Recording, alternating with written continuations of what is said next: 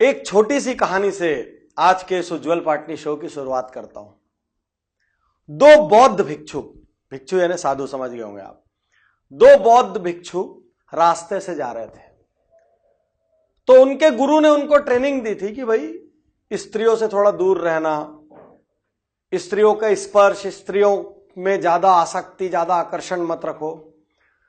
तो इतने में रास्ते में एक छोटा सा तालाब पड़ा जिसको उनको पार करना था। वहां पे एक बहुत सुंदर युवती खड़ी थी। तो उसने इनसे कहा कि मुझे डर लग रहा है, मैं पार नहीं कर पा रही हूं। तो इसमें से एक बौद्ध भिक्षु ने उस युवती को कंधे पे ऐसा करके टांग लिया और तालाब पार कर दिया। तालाब पार करके उस सीनियर भिक्षु ने उसको उतार दिया और आगे चले गए। साथ में एक जूनियर भिक्षु था। वो थोड़ी देर तक बहुत तनाव में रहा। कुछ दूर जाने के बाद वो सीनियर भिक्षु से कहता है कि आपने अच्छा नहीं किया। और क्यों अच्छा नहीं किया? बोले गुरुजी ने कहा था कि स्त्रियों से दूर रहना और आपने तो उस स्त्री को कंधे पे लाद लिया। तो सीनियर भिक्षु कहता है, अरे मैंने तो उसको कब से उतार दिया, तुम उसको अभी तक दिमाग में लादे हो। साथियों, कितने सारे लोग कितनी चीजों को दिमाग पे लादे हुए हैं। उसने कार्य किया, उसको उतार दिया, उसकी एक आवश्यकता थी, खत्म किया, आगे बढ़ गया। लेकिन दुनिया में कितने लोग कितनी चीज को दिमाग पे लादे हुए हैं।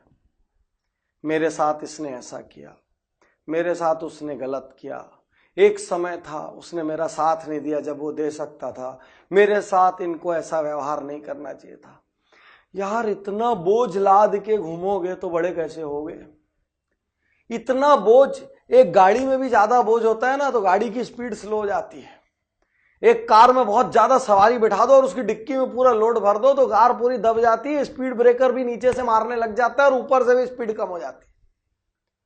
इतना बोझ रखोगे तो स्पीड कैसे पकड़ोगे? इतना बोझ रखोगे तो आपकी गाड़ी स्पीड कैसे चलेगी? हर दिन बोझ उतारते चलो। हर रात जब आप अपनी वर्क प्लेस से निकलो, उस दिन वहां के मतभेद वहीं छोड़ के निकलो। और एक कदम आगे बढ़ सकते हो तो किसी से विवाद हो जाए, कोई लड़ाई हो जाए तो सामने वाले से कहना, यार आज तेरे और मेरे बीच जो हुआ उसमें मेरी जो गलती है उसके लिए आई एम सॉरी। उसकी क्या गलती है, इसका जिम्मेदारी उसकी है, उसको माफी मांगना है नहीं मांगना है वो उसकी प्रॉब्लम है। आप अपना बोझ उतारो और आगे बढ़ो। बोझ मत लो, किसी जगह का बोझ मत लो। किसी भी दिन के विवाद को अगले दिन तक मत जाने दो। अपनी पत्नी से लड़ाई हो जाए, पति से लड़ाई हो जाए, घर में किसी से लड़ाई हो जाए, कोशिश करो अपनी ओर से रात के पहले एक पहल कर दो। क्योंकि यदि 24 घंटा कटा तो उसमें बहुत सारी गांठें बनी, फिर गांठों को खोलना बहुत कठिन काम है। बाहें फैला के गले लगाओ लोगों को, आगे बढ़ो। जो जितना बोझ लादेगा दिमाग में, छोटी छोटी चीज का बोझ, वो कभी बड़ा नहीं बन पाएगा। बड़ा वही बन सकता है जो खाली होगा। किसी पात्र में पहले से बहुत चीज भरी हो तो अमृत भी आ जाए तो उस पात्र में नहीं डाल सकते। किसी अलमारी में पूरा तरह से सामान भरा हो तो चाहे कुछ भी आ जाए उस अलमारी में और सामान नहीं रखा जा सकता। साथियों, बड़ा वही बनेगा जो खाली होगा। खाली तभी होगे जब बोझा कम करोगे।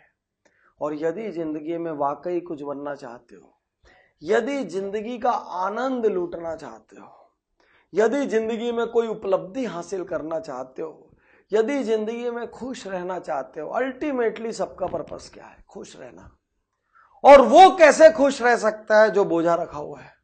किसी सीट में आप एक कील गड़ा दो और आप जब भी उस पर बैठो वो कील जोर से चुभे तो आपको कितनी भी महंगी कुर्सी हो बैठने का आनंद नहीं आएगा, भले वो कुर्सी करोड़ों की क्यों ना हो। वो कुर्सी तो आपको तभी आनंद देगी जब वो कील वहां से हट जाएगी और आप आसानी से पसर के बैठ पाओगे। तो बड़ा वही बनेगा जो बोझा कम लादेगा। और जितने भी लोग किसी भी किस्म का बोझ लाद के घूम रहे हैं, ये आपका चुनाव है और यह चुनाव आपको हर दिन छोटा बना रहा है, औसत बना रहा है, आपको तनाव दे रहा है, आपकी रातों की नींद हराम कर रहा है, आपके व्यवहार को खराब कर रहा है, लोगों से आपके संबंध को खराब कर रहा है। हल्का होइए, आगे बढ़िए, बोझा उतारिए, आगे बढ़िए। शुक्रिया, धन्यवाद, थैंक यू।